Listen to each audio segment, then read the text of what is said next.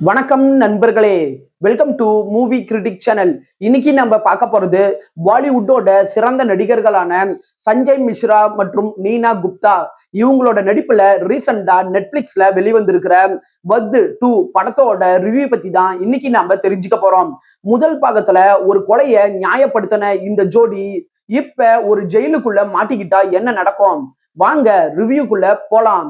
படத்தோட கதை அப்படின்னு பார்த்தா, படத்துல நீனா குப்தா தான் செய்யாத ஒரு கொலைக்காக சிறை தண்டனை அனுபவிச்சுக்கிட்டு இருக்கிறாங்க.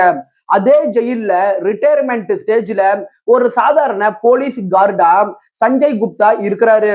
இவங்க ரெண்டு பேத்துக்கும் இடையே ஒரு அழகான நட்பு ஒண்ணு இருக்குது.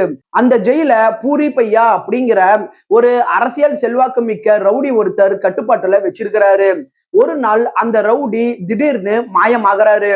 அந்த ரவுடி எப்படி மாயமானாரு, அவருக்கும் சஞ்சய் மிஸ்ராவுக்கும் என்ன சம்பந்தம் அப்படிங்கிறத த்ரில்லர் கலந்து சொல்றதுதான் இந்த வத் 2 படத்தோட மீதி கதையே. படத்தோட பாசிட்டிவ்னு பார்த்தா, படத்துல நீனா குப்தா மற்றும் சஞ்சய் மிஸ்ரா இவங்க ரெண்டு பேரோட நடிப்புக்காகவே இந்த படத்தை தாராளமா ஒரு வாட்டி ட்ரை பண்ணி பார்க்கலாம். இவங்க ரெண்டு பேத்துக்குமான வசனங்கள் படத்துல குறைவுதான், ஆனா கண் பார்வை மூலமாகவே எமோஷனலை நல்லாவே இவங்க கடத்தியிருக்கிறாங்க. படத்தோட இயக்குனர் ஜஸ்பால் சிங் ஒரு சிறைச்சாலையோட அரசியல் மற்றும் அதுக்குள்ள நடக்கிற அநீதி இது எல்லாத்தையுமே தத்ரூபமா காட்சிகளா அவரு நல்லாவே கொண்டுட்டு வந்திருக்கிறாரு. இந்த படத்துல மாயமான நபரை இன்வெஸ்டிகேஷன் பண்ற போலீஸ் அதிகாரியா அமித் சிங் தான் வராரு. அவரு மர்மத்தை உடைக்கிற ஒவ்வொரு காட்சிகளும் படத்துல நல்லாவே இருக்கு. இந்த படம் ஒரு மர்டர் மிஸ்ட்ரி படமாவே இருந்தாலும் நீதி மற்றும் ஒழுக்கத்தை பத்திய ஒரு கேள்விய இந்த படம் ஆடியன்ஸ் முன்னாடி முன் வைக்குது. படத்தோட பின்னணி இசை நல்லாவே இருக்குது. ஒரு சிறைச்சாலையோட பயம் மற்றும் அமைதிய பின்னணி இசை நல்லாவே ஆடியன்ஸுக்கு கடத்துது. படத்தோட குறைகள் அப்படின்னு பாத்தீங்கன்னா, இந்த படத்தோட ஸ்கிரீன் பிளே பேசிங் ஸ்லோ பர்னா தான் வடிவமைக்கப்பட்டிருக்குது. விறுவிறுப்பான திரைக்கதையை நீங்க எதிர்பார்த்து போனீங்கன்னா உங்க பொறுமையை சோதிக்கிறதுக்கான வாய்ப்பு இருக்கு.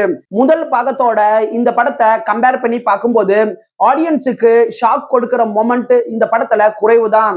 நீங்க அடிக்கடி த்ரில்லர் படங்களையோ இல்ல மர்டர் மிஸ்ட்ரி படங்களையோ பாக்குறவங்களா இருந்தா படத்தோட கிளைமேக்ஸ உங்களால முன்கூட்டியே கெஸ் பண்ண முடியும்.